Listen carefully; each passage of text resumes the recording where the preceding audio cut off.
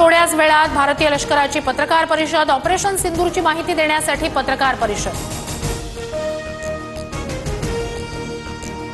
भारतानं पाकिस्तानचं fighter jet पाडलं, पाकचं F-17 भारतीय वायुदलानं पाडलं। ऑपरेशन सिंदूरमध्ये सहभागी असलेले पायलट सुरक्षित, सर्व पायलट फायटर जेटसह भारतात सुरक्षित परतले।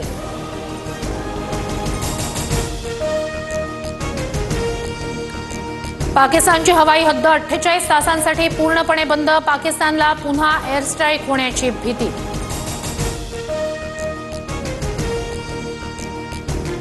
घाबरलेल्या पाकिस्तानकडून लाहोर सियालकोट विमानतळ बंद, 48 तासांसाठी लाहोर सियालकोट विमानतळ बंद।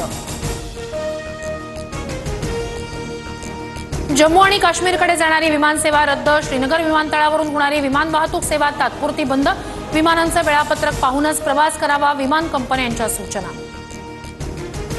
श्रीनगर, जम्मू, अमृतसर, चंदीगडमधील विमान उड्डाणं रद्द, एअर स्ट्राईक नंतर विमान कंपन्यांचा निर्णय। जम्मू काश्मीरमधील शाळा आणि कॉलेज बंद, भारताच्या ऑपरेशन सिंदूर नंतर जम्मू काश्मीर प्रशासनाचा निर्णय।